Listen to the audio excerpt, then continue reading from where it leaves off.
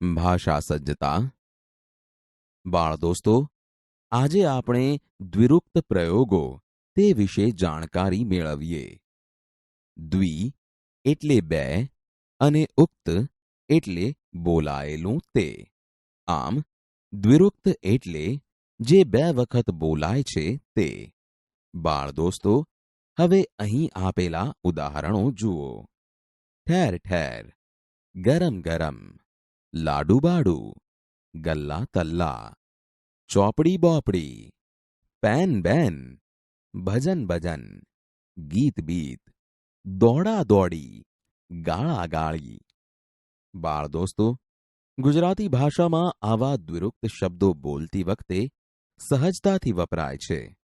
પણ આવા શબ્દો પૈકી કેટલાક શબ્દો એવા છે કે જે બે વખત બોલવા જરૂરી છે, જ્યારે કેટલાક શબ્દો એવા છે કે જેની બે વખત બોલવાની જરૂર નથી, છતાં પણ આપણે એવા સંપૂર્ણ, અંશતઃ લોપવાળા, પ્રાસતત્વવાળા, સંયોજકોવાળા, સ્વર વ્યંજન ભેદવાળા દ્વિરુક્ત શબ્દો બોલીએ છીએ.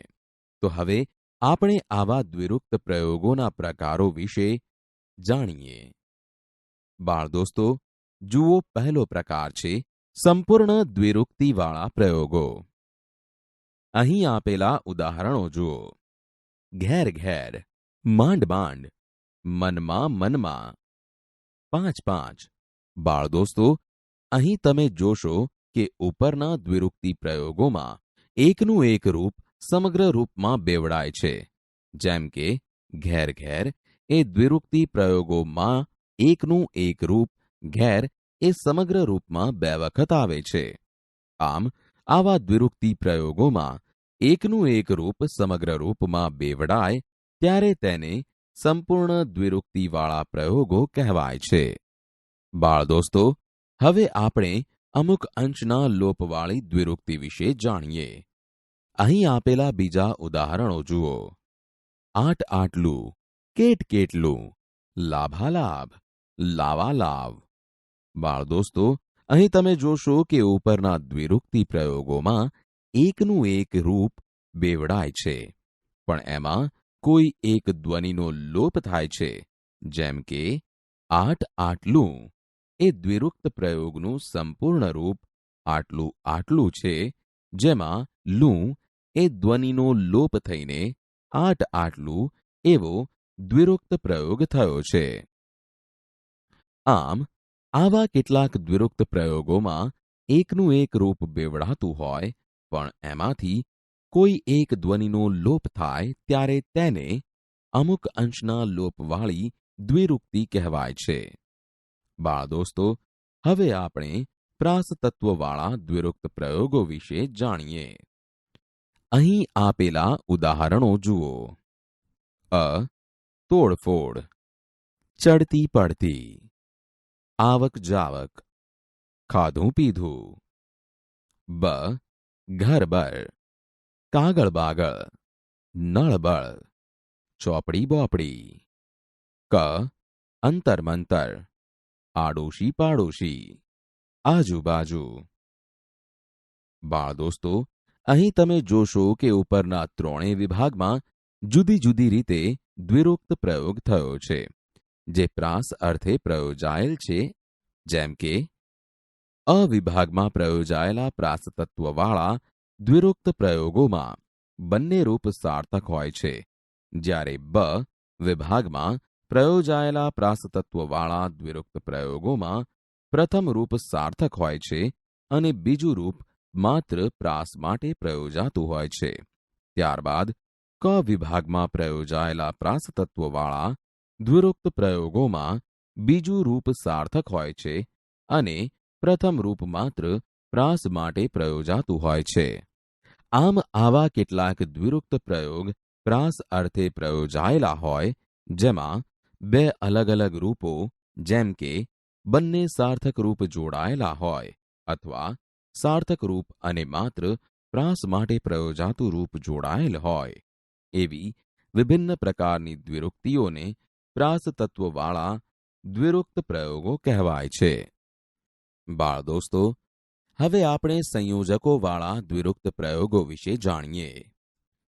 અહીં આપેલા ઉદાહરણો જુઓ. અ, આ, હસાહસ, ગરમા ગરમ, દોડા દોડી. બ, એ, ગામે ગામ, ખાધે પીધે, ચોખ્ખે ચોખ્ખું. ક, ઓ, રાતોરાત, ભારોભાર, બારોબાર. ડ, ખુલ્લમ ખુલ્લા, દોડમ દોડા, કુદમ કૂદી.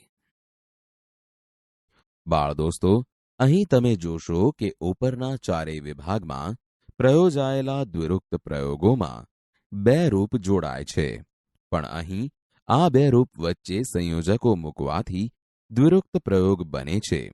જેમ કે અ વિભાગમાં પ્રયોજાયેલા દ્વિરુક્ત પ્રયોગોમાં આ સંયોજક મુકાય છે, જ્યારે બ વિભાગમાં પ્રયોજાયેલા દ્વિરુક્ત પ્રયોગોમાં એ સંયોજક મુકાય છે.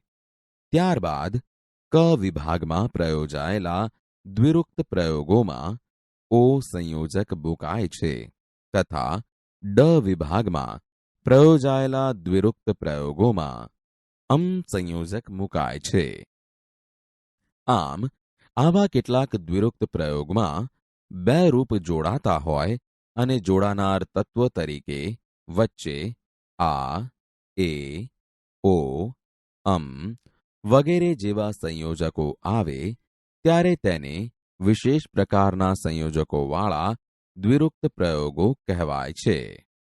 બાળ દોસ્તો, હવે આપણે દ્વિરુક્ત પ્રયોગોના અંતિમ પ્રકાર સ્વરભેદ કે વ્યંજન ભેદવાળા દ્વિરુક્ત પ્રયોગો વિશે જાણીએ.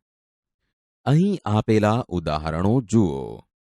અ, થાગડ થીગડ, સાફ સૂફ, ઠીક ઠાક. બ, બોલ્યું ચાલ્યું, સખળ દખળ.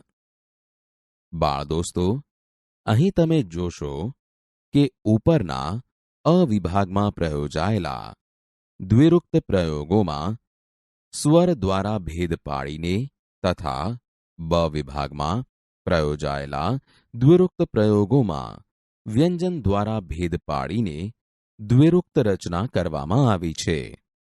આમ આવા કેટલાક દ્વિરુક્ત પ્રયોગોમાં બે રૂપ વચ્ચે સ્વર કે વ્યંજન દ્વારા ભેદ પાડીને પણ દ્વિરુક્ત રચના કરવામાં આવે છે, જેને સ્વરભેદ કે વ્યંજન ભેદવાળા દ્વિરુક્ત પ્રયોગો કહેવાય છે.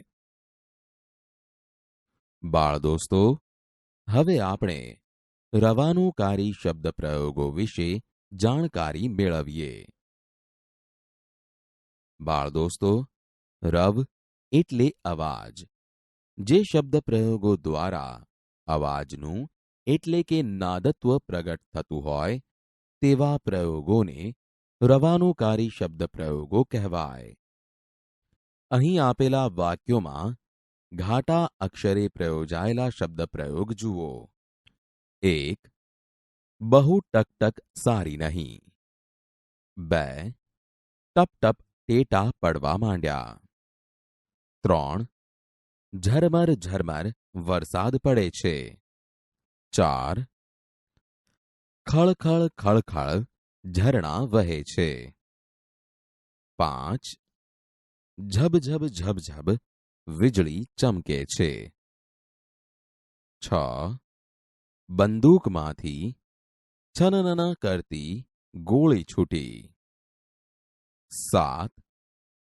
દડબડ દડબડ દોડે ગલુડિયું. 8.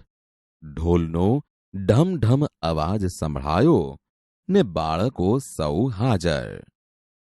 બાળ દોસ્તો, અહીં તમે જોશો કે ટક ટક, ટપ ટપ, ઝરમર ઝરમર, ખળખળ ખળખળ, ઝબઝબ ઝબઝબ, છનનન, દડબડ દડબડ, ઢમ ઢમ વગેરે જેવા શબ્દ પ્રયોગોમાં વિશિષ્ટ ધ્વનિ રચનાથી વિશિષ્ટ અવાજ સૂચવવા માટે ભાષકનો આશય સ્પષ્ટ થતો દેખાય છે.